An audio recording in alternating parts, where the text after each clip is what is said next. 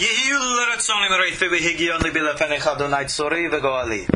the words of my mouth and thoughts of my heart be acceptable before you, O God, my rock and my redeemer. Shalom and welcome all to our ongoing classes in our series of Talmudic legends, which we have entitled How to Live a Godly Life. I'm, of course, your host, Ariel Bar Tzadok, and you find me online at KosherTorah.com.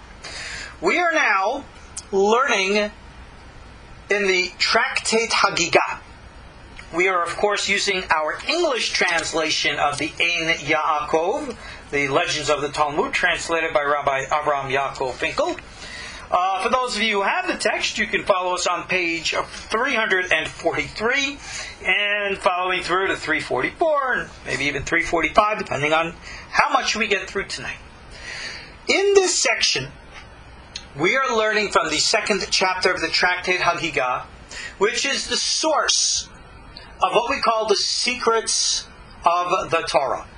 For those who want to wrongly claim that there is no mystical tradition in Judaism, I don't see how anyone could authenticate such a obviously ridiculous claim. One can, needless to say, go back to these Talmudic sources, which we have right in front of us. One can go back to material written hundreds of years before this. And indeed, you must understand the relationship. Okay?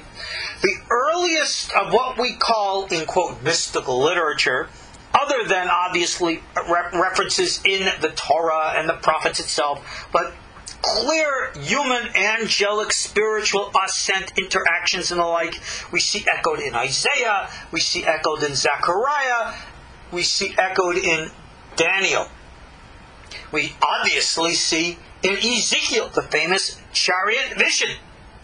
Well, after all of these books in the period of the Second Temple, even though prophecy came to an end, as we know, the techniques of prophecy were never lost. They are practiced to this day. We teach them emphatically here at KosherTorah.com because, of course, you know, as my listening audience, I believe the most important commandment that God has given all of us, men, women, Jewish, non-Jewish, makes no difference. Lord, you have a human soul.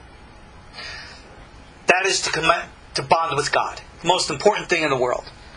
So, that's an experiential matter. It is not theoretical or, philosophical. Indeed, I was watching one of my favorite science programs just tonight called Through the Wormhole. It's very, very, I think, very thought-provoking series on the Science Channel, if I'm not mistaken. The DVDs are very inexpensive and available on Amazon. I encourage you to learn these things. Now, the program that I watched tonight was asked the question, is man created by God or God created by man? Needless to say, a very controversial topic. But the conclusion that was able to be shown through scientific experiment was this. People who have faith, when they pray and meditate, clearly specific functions in the brain are activated, and the internal reality in the brain is as if it's the external reality before you. So in other words, when you're having an internal conversation, the same parts of the brain are activated as if you were having an external conversation. Now, something obviously real is going on in the brain, and this, from a mystical point of view, we've always known. I found it a very interesting thing that when they also tested atheists who would sit and contemplate and meditate upon nature, there was no significant other brain activity to show that literally they really were disconnected. And the conclusion that Morgan Freeman, the host of the program, made says, maybe the search for God shouldn't be out there, but in there. And boy, oh boy, I don't even think Mr. Freeman or the writers of the show understood the significance of what they meant, what they were saying. Now, you can go back into other programs I believe, in the previous season. And they discuss about the scientific discoveries of the sixth sense and many other things which are very profound. I emphasize the scientific nature because I believe that in order for us to accurately understand the Torah, the Word of God, the legends of the Talmud, the teachings of our sages, we must remember, yes, things are presented to us in a moralistic fashion to teach us ethics and moral lessons, whereas at the same time, we are dealing with individuals who have had, I use the term, people don't like it and that's just too bad, who have had extraterrestrial experiences. And I must emphasize again, I have written on this in my Angels in Humanity. I echoed this in my book of the Angel Raziel. I have discussed this in all meditative courses that I have taught. And if you have not taken them, well, what could I say? You don't know what you're missing. My point is not to get you to agree to something or to believe in something, but to get you to experience something. To train, to educate your mind. To recognize that which we call life is not limited to carbon-based life forms or actually forms of any kind of material structure as we understand it. Just because we see life within a context does not mean that there is no life beyond that context. A clear example. We all know that the human physical eye can see certain spectrums of energy. We call it visible light.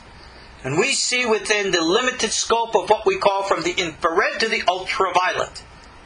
But yet, science knows there are multiple waves, both beneath the ultraviolet and above the infrared, or whatever, ultraviolet, infrared, whichever way it goes. It's interesting how we would call one above and one below by our standards, but who's to know which way is which? When you're dealing with realities which don't exist within a physical context, how can you say which is above, below, right, left, or inside out, or what? But now, just as there are what science today understands matter and dark matter. Dark matter not being evil like Darth Vader, dark, but rather unknown what it is. Same thing with energy, what we call matter and dark matter, energy and dark energy. They just don't know. It's only so far the human mind will be allowed to go. Well, ever since biblical times, the prophets and their students have been taught how to what we call ascend or descend, depending on your point of view, into other worlds. Actually, the path to the other worlds is called a descent. Now you and I might ask, well, gee, if I'm actually going in outer space, why is that a descent? And the answer is because it has gone through the path of the mind, so it's a descent into the depths of consciousness. And here is where people must understand. We are taught, and Rabbi Chaim Vital and Ishari Kudusha teaches this, that not only do we have a physical body of flesh and blood, but in it we have a second body, which he calls the Halukah Rabbanan. I guess in modern terms some call it an astral body. It's an energy body. Can it be measured by modern science? I have no idea. And our consciousness, the sentience which we know as our minds, which is the true essence of identity within the organic brain, exists within both of these bodies. And that body and that part of the mind which experiences reality through that body is of such a different reality that our conscious mind blocks it out. That reality of that astral body and all of its experiences and sensations are of a non-physical, as we understand physicality, nature, and as such we block it out of our physical attention to focus on what we see in the world around us. And yet when the mind is shifted, we can see other things, other places, other realities. And we must understand something, a point that is made very clearly by our sages. When we speak, as we are now, of the seven heavens, the number 7 is no coincidence. We speak of also the 7 known planets, meaning the planets which are visible to the human eye. There is said to be a relationship between these planets and the heavens. You won't necessarily see this echoed in this section of the Talmud which we're about to learn. But I tell this to you anyway. That there is said to be relationships between angels and planets. You will find that in the writings of Ramban Nachmani. And as such, when we talk about other worlds and other dimensions, let's not be so arrogant to actually think that we understand what it is we're talking about. How it was explained to me is like this. Mars is a very heavily populated planet with real live Martians. I really don't think they're little green men going around in flying saucers. And now you might ask, well, gee, our science and telescopes not only can see Mars, gosh, we can map everything. We got our explorers on the surface. True. But who's to say that the Mars we see is the only Mars there is? From how it was explained to me, the civilizations on Mars are very much there right now, and they exist in a slightly altered dimension. So slightly in which that when they look to Earth, they see a very different Earth than the one we are on now. It's as if we're looking at each other and not seeing each other because we're slightly out of phase with one another. As it is with this, as it is with all planets. And that there is a group of entities not of this earth whose job it is to be watchers, observers, monitors, guides. Their role and function is to serve as guardians so that the forces of energy in nature, in the universe, are going to operate like they're meant to be. They're the, if you will, the factory workers behind the fabric of creation. Now, there is so much more to all of this, and I'm going to discuss this as we go into it point by point. At the bottom of page 343 in our English translation, we are now going to begin a discussion on the 7 heavens. The concept of 7 heavens goes back a long, long way. You will find it existed long before it was recorded here in the Talmud. You'll find it in Enochian literature. The book of 1st Enoch speaks of Enoch's ascent. We're all very familiar with Enoch. He was taken up to heaven, as was Elijah. Many people will look to the story of Elijah. He's taken up in a chariot of fire, pulled by horses. Did you ever stop to think, what the heck do you need horses of fire for? I mean, it's a nice metaphor, but is it actual? Many have postulated that Ezekiel's chariot, Elijah's chariot, however Enoch was taken up, were spaceships. Maybe they were. Maybe they were. But you and I know what a spaceship looks like, don't you? Of course we do. Hey, we see it on TV all the time. Whether it's in Star Trek or in Star Wars or in War of the Worlds, we know what flying saucers look like. We know rocket ships. We know them all. But what we don't know is what's real. Because we still think that these other entities, the guardians, the watchers, the messengers, the angels, the extraterrestrials, are somehow corporeal entities like you and me, who need to recreate their environment and take it with them, and to transport themselves and their environment from point A to point B. Thus, the purpose of some type of mechanical travel device, flying saucer, spaceship, and the like. Who's to say they're so primitive? If we have astral bodies, so do they. And if they can focus their consciousness, they can travel through their astral bodies. And maybe said astral bodies need some type of vessel or a vehicle of some unknown or inconceivable technology. Remember, angels are not God. They're not omnipresent. They're not omnipotent and omniscient. They're limited, just like we human beings. And therefore have need of some means and mode of transportation, whatever that's to be.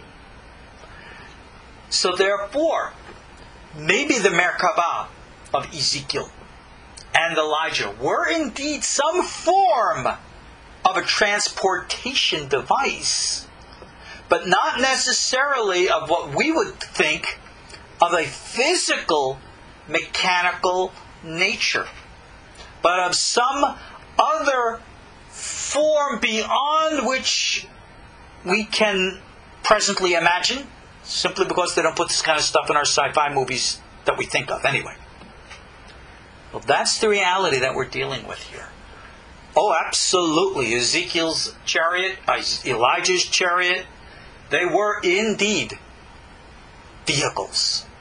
Absolutely. Did they fly? Well, I guess by our definition of the term. But there was something radically different.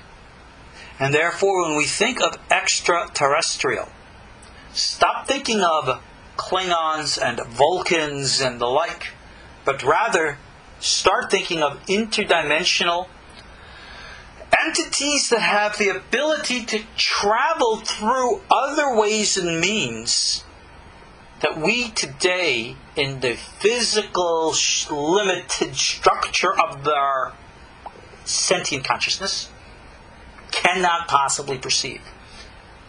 We are taught in our other prophetic schools how to integrate that level and to travel with it.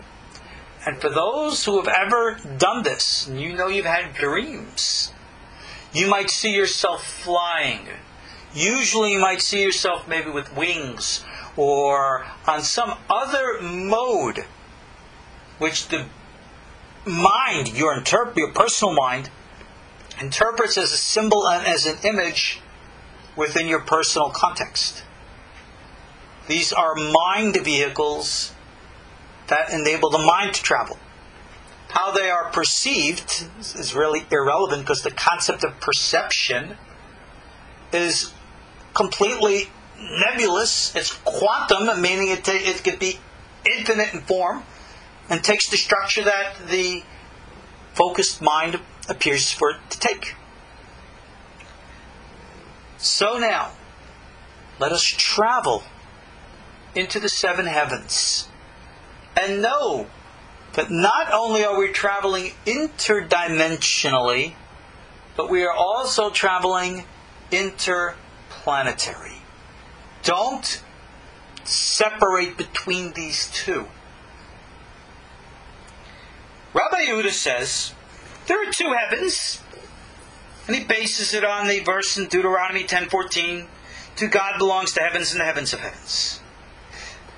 A nice introduction into the concept in traditional rabbinic form to validate the idea based upon a word from the Torah.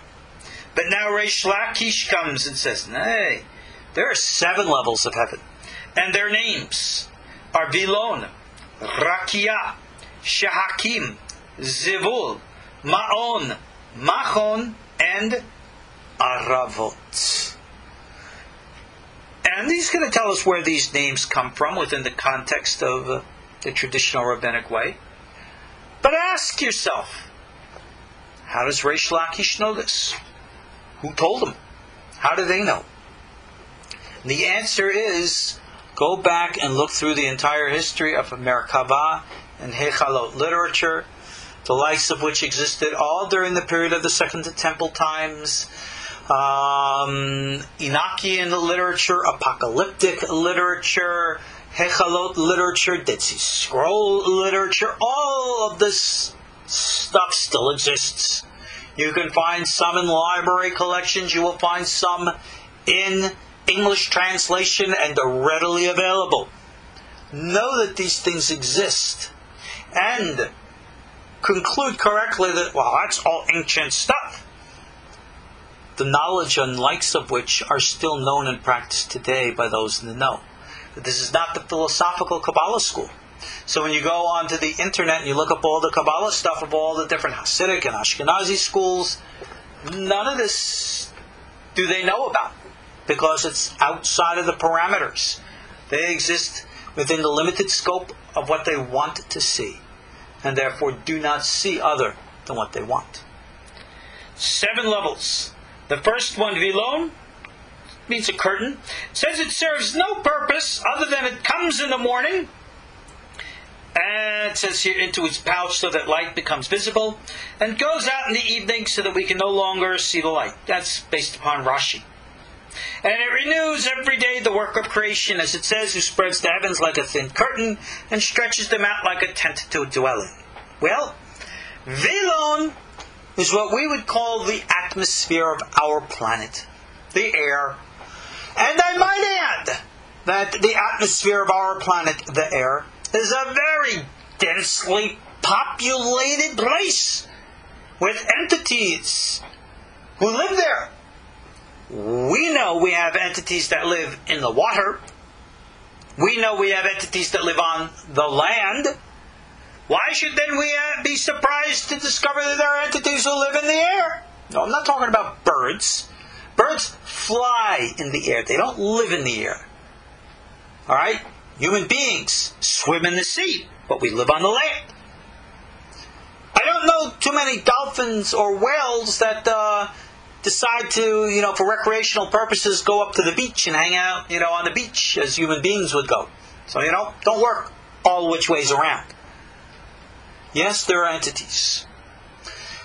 Our sages teach that they have bodies that are made of both energy and air, fire and air.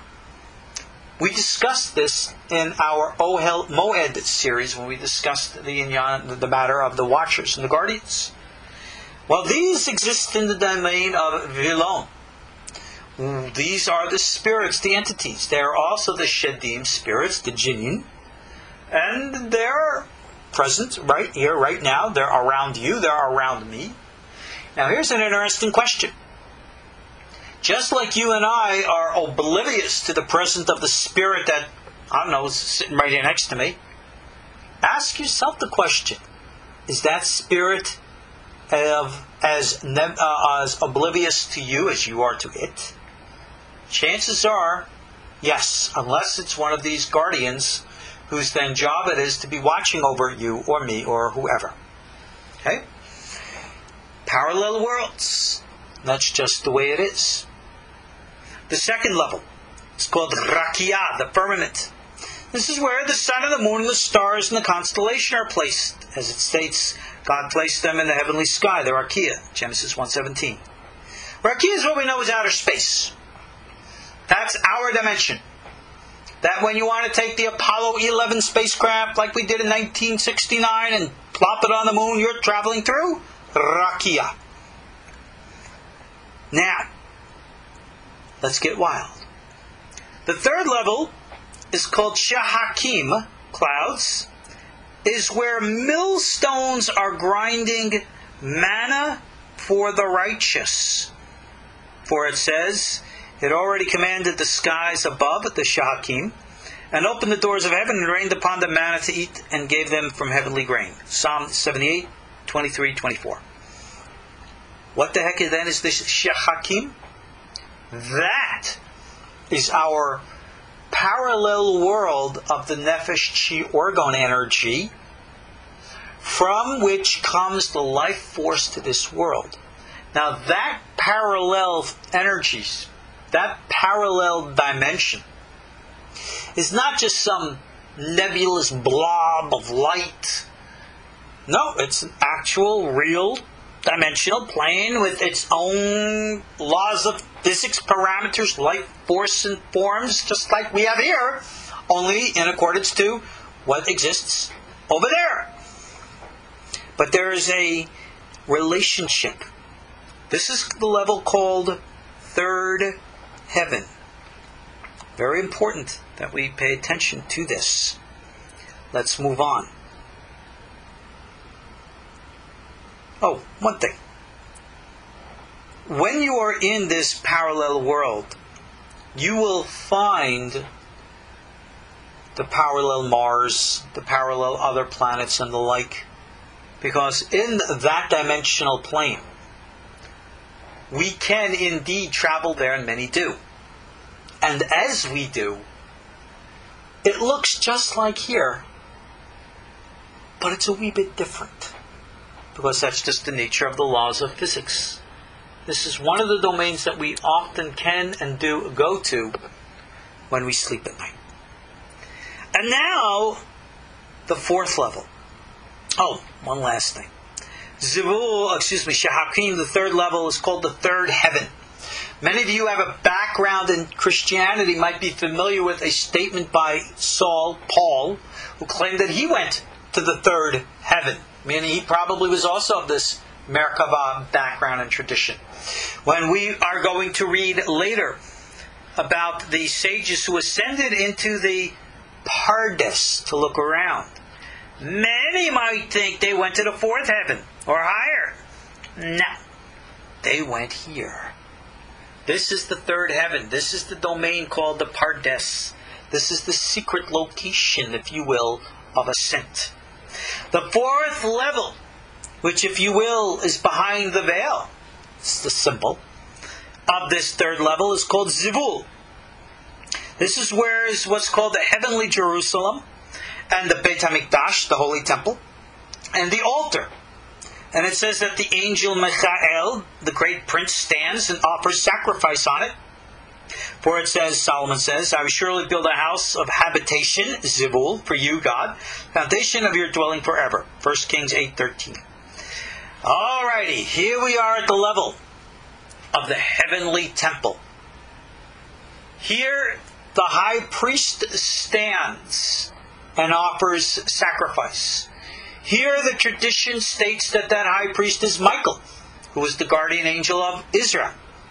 You will find that in the Sefer Zerubbabel and others, that the actual high priest is Metatron. And then you will find it says that Metatron is Michael, and Michael is Metatron, that they're one and the same. Oh, we can open up so many things with regards to identity of a Metatron and Michael. Metatron is actually a collective race of entities, not just an individual isolated one. Enoch ascended to become part of the Metatron. We find that clearly as an understanding of the Metatron concept by the writings of the Tosafot and the Gemara Masechet Yabamot.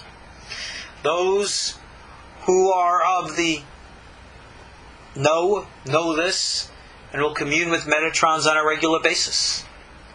Michael is only one of many. Another one of the Metatrons is Gabriel. Another one of the Metatrons is Raziel. Go look through all the mystical literature. You'll find that this is so. So therefore, don't think of, in quote, these guardian messenger angels as individuals. Consider them, if you will, entities of a hive mind that share the same mind, even though they're not telepathic. They are still one in connection, if you will, like the spokes of a wheel, to the source, to the hub. In this domain, it is a reflection of that which is below. And as such, is how the channel of energy flows through the Shahakim, the Chi, down actually through outer space, the physical planets, which explains the nature of cosmic energies which underlie the reality of astrology, and then come to our Earth. Now, here is a big deal. I might think, we're talking about a spiritual universe here. This Zivul is some non-physical and non-corporeal place, and what kind of sacrifices? What is the high priest doing up there? What kind of sacrifices is he offering? What are they offering? Spiritual cows and spiritual sheep? What the heck? That's ridiculous. They go into all kinds of symbolic metaphors based on, again, ethic and morals to explain what it's all about. But what it is the procedures of the interaction and cyclical flow and movement of the parallel universes, more than just two, to maintain the cycle and flow of what we call creation. Now, get this. For those of you who know from my teachings in the past, I've long shared that in this dimension, that which we call time operates in the opposite that we understand time to be. We think time marches from point A to Z. From our point of view, their time marches from Z to A. Interesting, the concept of a reverse flow time was a concept that they were discussing in that science program through the wormhole. Seems I'm not the only one who's picking up on this stuff. Time for them flows backwards. Time for us flows forwards by our point of view. What happens when the times merge? That will be the integration of parallel universes. And when that happens, there's going to be an overlapping of them. And that is what we call the coming of Mashiach.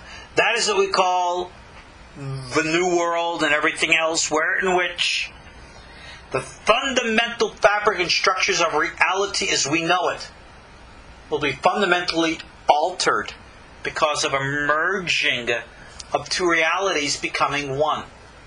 This is exactly what the Talmud states, and what the Zohar states, and what is echoed in all the other literature. That at the time of the Messiah with the third temple is destined to come fully built from heaven. Which heaven? This one! What does that mean? That this heavenly Jerusalem, the temple up there at Zivul, that we're going to pick it up, we're going to dig it out, and transport it here on some intergalactic, interdimensional truck? No! Don't think like that! Why be so literal to think something has to be here or there? This temple which will descend from the heavens, as the Talmud, as the Zohar says, will be here and there. You will go to Jerusalem in those days, which is going to be in a different place than it is now. You'll climb to what will be the highest mountain of the time, and there will be something there, a building. You'll see it with your physical eyes. And as you go into it, you will find that you are simultaneously in parallel dimensions, phasing and interfacing between the Zivul and this Aretz. Because on that day Hashem will be one and His name one. There will be a complete integration. So, when we say that it's going to come down from heaven, I I myself and others have said, gee, is it going to be like a mothership spaceship? This, like in all the sci-fi movies, this big 10-mile wide thing is going to land on the top of, Jerusalem? Maybe. But why be so literal? The integration of the worlds indicate to us a reflection which is mirror-like. So that which is going on all the time over there is happening here. And temple service here on this planet has never ceased. There is still a high priest of the Tzadokite bloodline, physically, flesh and blood, to this day, who goes into the earthly temple on a daily basis and is still performing the daily sacrifices of animals with blood and all the rest, just like it was since biblical times, in a domain not on the face of this earth, but allegedly an inner earth, in a place called the lower Garden of Eden. And that's another story, because that would take us into a discussion of the 7 earths, which is not discussed here right now. But I throw it in anyway, just to liven up the pot. So this is the place and the domain and the interaction. But you might think that that's all there is. Oh, no. Especially those of us who are learned in the Kitvei Ha'ari, where he speaks of all the different worlds and the hechalot and the palaces within the worlds. We haven't even gone up the ladder yet. I should say all the way up. And he's, again, making a reference here. How do we know that Zivul is called heaven? And he quotes here the verse from Isaiah 63, verse 15. Look down from heaven and see from your abode, your Zivul, of holiness and splendor. And now, our next domain of dwelling is called Ma'on. It says here, this is the place where the groups of heavenly angels that utter songs of praise at night and are silent by day out of respect for the Jewish people who sing God's praises by day. For it says, in the day God will command His kindness, it says here when Jewish people are praying, and at night His song is with me, meaning with the angels. Psalm 42:9. Now, before the Gemara digresses for a minute, let's talk, what on earth is this all about? Well, just like you have a temple, and you have Levites in the temple, their job is to sing. And unlike yours truly, they're not singing 1960s rock and roll oldie songs. Their song is not with a good old guitar and drum and bass and beat. It's not a song as you and I would know it. What they are doing is emanating, vibrating, channeling the energy, the power, the force, the structure, the fabric of all the parallel worlds. They are the source and the conduit. Some might say and talk about the string theory in modern day physics, how the smallest subatomic particles, little itsy bitsy strings, and they're vibrating, thus making sounds, if you will, and vibrating the song of the universe. Well, they're getting their beat from these entities whose job it is to be the conduit. They're considered higher than the Zivul because they're a part within it. Within. That's, remember we said about the descent to the Merkavah. You're going down, down, deep, deep, deep within. And so it is. So these entities, they're out there. What's the difference between this day and night stuff? Revealed and concealed. The nature of energy. Revealed and concealed again from our point of view. And now, as is natural in the psychic and the intuitive Hebraic mind, the Gemara digresses. Why? Because no river ever flows in a complete straight line. It ebbs and flows and goes with nature. Let me give you an example of nature. Right now, as I am speaking to you, I am obviously speaking in front of my computer screen because that is how we're communicating. And I have a mouse. I don't like the cordless mouses, so I have a mouse with a cord. And as I'm sitting here chatting, looking at the text, looking up, I noticed there was something on my cord. I'm looking at it, and there was a piece of dirt till it started to move. I have this little ladybug which is walking up and down the cord of my mouse. I can see its little legs moving. I can see its little mouth moving. And I sit here, and I'm watching it right now as I'm talking to you, and I'm wondering. It's turning around, going back and forth, up and down the cord of the mouse. I say, what's in its mind? Obviously it has a mind, or how could it even be making choices? Maybe it's conscious, maybe it's not. What kind of reality does it have? Is it aware of my presence?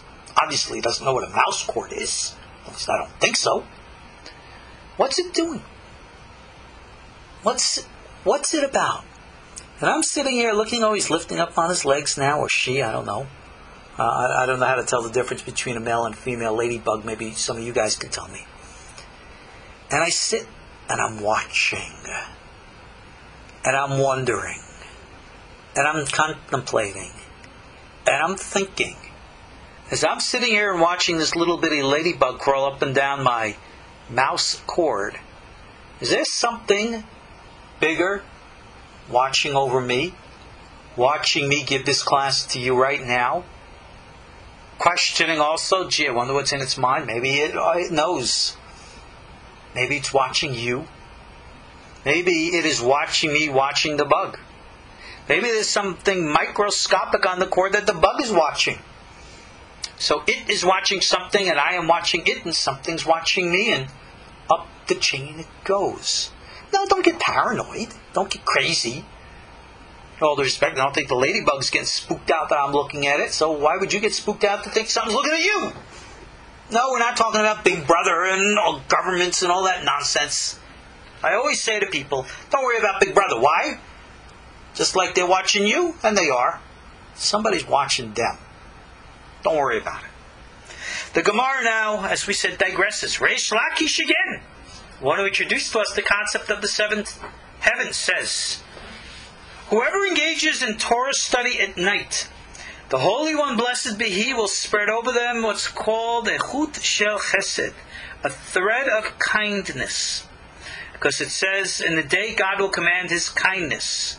And why is that God will command His kindness? Because as the verse continues, because at night His song was with me. Meaning He's studying Torah, which is God's song. So what on earth is this all about? Night is a very special time for certain aspects of the mind. We all know that we have a biological clock. There are rhythms within us biologically. It is natural for us to be alert and awake by day and to rest and sleep at night. It is extremely unnatural and unhealthy to be up to all hours of the night. And indeed, it was by our technology that we have altered the reality of turning night to day. Indeed, we're doing it right now, because this is a course that's being offered after the sun has set. Normally, we'd be sitting by candlelight, and then when the candles go out, or the light goes out, the oil burns out, you go to sleep. That's natural. Look at the way urban centers are today. I hear that people only start socializing at 11, 12 o'clock at night and go till morning. And they wonder why they're so disconnected from nature, from God, from themselves. People who live that kind of lifestyle are the walking dead. They have no life. Because they're so disconnected from the natural, normal way of things that they have absolutely no idea. They literally sabotage the flow of life force energy into their own lives. And it is only expected and natural that their minds, their hearts, will be completely self-destructing and corrupted, and no good will come of it. So, the revelation of this is nothing new. It's very old.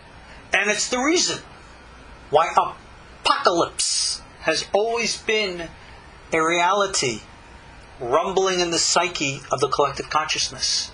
Because those who are disconnected, what do you think is going to happen to them? There is no hope for them. That's why I tell people, get out of urban areas, separate from people like that. You want to try reaching out to them with lovey, kissy, kissy, go right ahead. Some will listen, most won't. Just the way it is. At night, the natural flow is to expand the mind into what's called a song, what we call the study of Torah.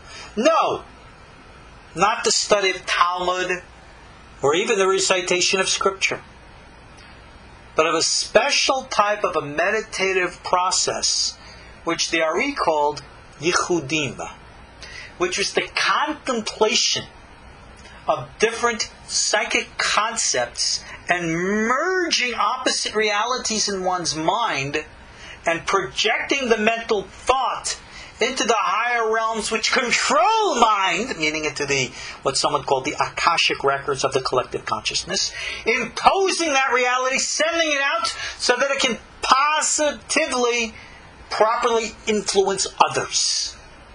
The Arizal stated that doing this yichudim, some would say even for an hour, brings one more merit than the simple by-rote study of the words of Torah for a whole year. Oh, a lot of the rabbis don't like that, and to them, I mean, what can you say? Reish Lakish understood and knew this, and that's why it says that one who does this receives what's called kindness, because he's actually tapping into the flow of the chi, the orgon, the nefesh energy, and is recharging himself, and being that the true nature is cyclical, passing it on and being part of the great dynamo of life. Others say, getting back to our text, Reish Lakish said, whoever engages in Torah and study in this world, which is kind of like the night, meaning, again, this domain of unconsciousness, darkness, the Holy One, blessed be, will spread over him this thread of kindness in the world to come, which is like day. Don't think of the world to come as a place in time for the future after you're dead. Think of it as a domain of consciousness which can be attained even while in the physical presence. Certainly Enoch and Elijah experienced that, as have many others. So, Rav Levi says, whoever stops learning Torah and engages in idle talk will be fed coals of juniper, which is a slow-burning plant. As it says, those who cut short the study of the words written on the tablets and turn to idle chatter, juniper roots will be their food, quoting Job 30, verse 4. What on earth is that? Focus of mind. Meditation. Yes, it starts for people who have absolutely no connection with a 15 or a 20-minute quiet time in the morning and an evening. But that's not the end, that's the beginning. Ultimately and inevitably, a meditative experience is not something like a trance that you go into. It's a state of waking consciousness that you live with all the time. Yes, those who achieve this prophetic level of bonding, if you ever meet one like that, you will see they are literally almost in dual realities. They're literally living in this world, interacting with you, and at the same time in another place, in another reality, interacting with that. You might think them to be schizophrenic. You might think them to be crazy. Indeed, in biblical times, the prophets were always called Meshuga, crazy, because they did crazy things. They didn't live within the parameters of what we would consider normal. This is not ancient times, an ancient discussion. Rabbi Chaim Vital in his, again, Shahari Kiddushan, this section 4, we covered this in our series on Shada Kedusha, available on Kosher Torah, about how these things, these secret groups are there to this day, and what it takes for people like you and me to get in there. If you are so grounded, if you are so normal, if you are so safe, if you are so secure, if you are so, rational, well, that pretty much means you're disconnected and you have no idea what the heck's going on in the world. Show me a boat that doesn't rock, and I'll show you a cover-up. Right? Real boats... No, I got that wrong. Excuse me. Let me quote that properly. Show me an operation that operates smoothly, and I'll show you a cover-up, because real boats rock.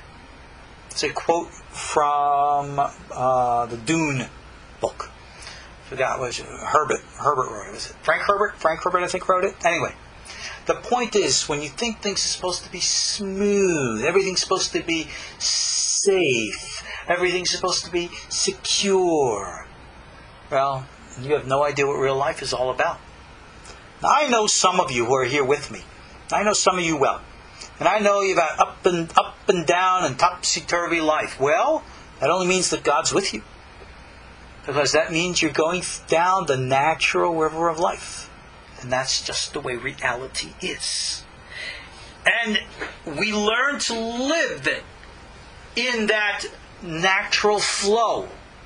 Because no one knows what tomorrow will bring. No one knows what 5 minutes from now is going to bring. And when you can experience and recognize, like we say, the whole world is full of God's glory. There is no other reality other than God. Ein od milivado. Then you come to see Torah in everything. As I teach over and over and over and over and over again, sometimes it's important to close the book and recognize a teaching of our sages. We know where it says that before the creation of the world, God gazed into His Torah and from it created the universe. So therefore the universe came out of the Torah. That means everything in the universe is from the Torah. And therefore every part of the universe that comes from the Torah has the Torah in it. So therefore you should be able to go anywhere in this universe. Go to Mars. Parallel Mars to this Mars, wherever you are. And you should still be able to see an echo, a reflection of God's way, God's word, God's law, His Torah. And the only way you can do that is to get your nose out of the book and get your nose into life. This is how you bond with God. This is how you see His reality and live with it. And when you don't do this, then that's considered idle talk. And as such, you lose out on so much. But now, as we are running short on time, let's conclude this. At this point, the Gemara resumes the discussion of the seven heavens. So how do we know that this place called Ma'on is called heaven? He quotes the verse from Deuteronomy 26:15. Look down from your holy dwelling, your Ma'on in heaven. Now, next one. Machon. It's called an established residence. In this heaven, there's the storage houses of snow, hail, and harmful dew. Rashi says to beat down the produce. Raindrops, the chamber of the whirlwind and the storm, the cave of vapor. And the doors of all those storehouses are of fire. As it says, God will open His good treasures in heaven. Deuteronomy 28:12. Good treasures implies that there is also a bad treasure of harmful storms. So the Gemara says, but these treasures, aren't they in heaven? Surely they're on earth. Alright, for the sake of brevity, let me just skip and explain what this is all about. Even though the Gemara is interpreting these things as literal, and therefore if they're literal, how they come to earth, and he quotes here Psalms of David, etc.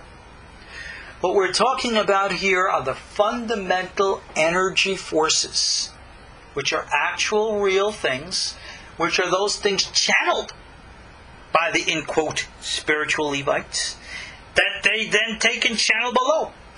This is the energy from the higher domains. The ultimate raw fabric energy of the universe. For those of you who know, when we talk about this Sefirot, this is what we're talking about. Go into the Ohel Moed series and listen to the specific classes on the Sefirot. This is what we're talking about. These are the domains of the passage of energy. And due to the brevity here, I want to get to our last and seventh domain. And we go over, I beg your indulgence. Aravot is the place where right, justice, righteousness dwell. The treasuries of life, peace, blessing, the souls of the righteous, and the souls that will eventually be created. The dew with which the Holy One, blessed be He, will revive the dead. It goes into a whole bunch of scripture verses to explain how we know all of these things, but I'm going to skip that for brevity's sake and continue. I'm on 344 for those of you who have the book. In Aravot, the seventh heaven, there's also the Ophanim angels, the Seraphim angels, the Chayot angels, the ministering angels, and the throne of glory, and the King. The living God, high and exalted, dwells over them in Aravot. Well, just like we had Zivul, which is the Holy Temple, and we had the domain of the Levites, so the other sixth domain, call it if you will, the domain of the priests. And now we're in the Holy of Holies. Aravot is the central universe, the central dimension, the central heaven of what we can call the revealed dimensions. Some have stated or believe that Aravot is actually the domain on the other side of the black hole at the center of our Milky Way galaxy. Personally, I believe that is only one of many entranceways. And that ultimately underlying all of the great galaxies and all of the black holes at their centers lead to this dimension, which very well may actually be some form of planet. No, maybe not physical as we understand it. Maybe it's a sun. I don't know. Where in which is the source, the conduit to which this entire process of everything that we have been talking about has its source. Aravot. In the language of the Sefirot, that's what we call the Tiferet. Alright, the actual, what we call Olam HaYetzirah. And everything else, using the Arizal language, are the Echalot, which connect us to this. And even beyond Aravot, though the Gemara here states that, of course, there are higher domains. It says here again, up to this point, the seven heavens, you have permission to speak, but beyond them, regarding the eighth and then what we know is ninth and 10th heavens, there's no permission to discuss. It actually quotes here a book not of the scriptures, but if the sages quote it, must be good enough for me, called the Book of Ben Sirah, which states, do not ponder on things that are beyond your comprehension. Do not contemplate things that are hidden from you. Reflect on things that are permitted to you, and stay away from the concealed. Let's explain. The only book that I know that speaks of beyond the Holy of Holies to go deeper is the book of 2nd Enoch. And it's subject to great controversy as to when the book was written, actually, which makes its teachings all the more so subject to controversy. But it's the only one that I know of that speaks of what we call the 8th, the 9th, and the 10th heavens by that name. But in the Ari system, we speak of these domains by other terminologies. We call them Beriah and Atzilut. We speak of all the different things, of how one world reflects another, which reflects the other, which reflects the other, down a chain of parallel dimensions, one of a completely different nature than the rest. We know of the dimensions called the heavens and the earth, because it says in Genesis, in the beginning, God created them. But what exactly is the domain where God comes from? The Ari calls that the realm of Beria. And indeed, what is above that is Atzilut, and above that is a domain called Adam Kadmon. These are all domains which we can talk about from our philosophical or theoretical point of view. But they are concealed and beyond the ability of the human mind or experience to presently embrace in their pure and proper form. Notice I said in their pure and proper. Why? Because Adam Kadmon, Atzilut, Beria, all these higher mystical Kabbalistic worlds are said to all have, if you will, a foothold, what we call a malchut level, in this dimensional plane called the heavens and the earth. And therefore we can experience them, not in their pure state, but in the state as how their energy, reality, is manifest and experienced in this domain. And that is called the path of ascent, which is achieved through the descent into the mind. And I emphasize that this is not just a psychological travel. That in one form it's the travel of what we call the Halukah Derabanan, astral body. And in sometimes it's actually taking the physical body along too. Just like did Enoch. Just like Moses did on Mount Sinai. Just like did Elijah the prophet. Yeah, they would take it up. That's a close encounter of the third, fourth, and fifth kind. You don't get more real than that. But that is something very real for us. Oh, my little ladybug is crawling up the screen of my computer right now. It's so interesting. You wonder, this lower life form and what it's doing and what it thinks and what it sees, and think about that which is looking at us and think about what's looking at them. These are the seven heavens. They are real. They are not just philosophical or theoretical constructs. They are real domains. They are real planets out there in the physical space. They are parallel universes on those planets. And then in dimensions and universes beyond our own. Layer upon layer upon layer of deeper and deeper and deeper realities. And you can go there if you're willing to buy the ticket. On that note, let's conclude for this class. God be willing, we will pick up in our next. It's going to be our fourth lesson now in Hagigah. We're going to talk about the study of the Ma'aseh Merkavah, which is the practice of this material. And then we're going to skip a few things here, discuss more about the chariot, and God be willing, if we get to it next week, we're going to talk about the four who entered the Pardes and what that story is really all about. Thank you again all for joining me. I'm your host, Ariel Tzadok. You'll find me online at KosherTorah.com. See you all then. Take care. God bless. Shalom. Then take care. God bless. Shalom. Then take care. God bless. Shalom. Then take care. God bless. Shalom. Then take care. God bless. Shalom.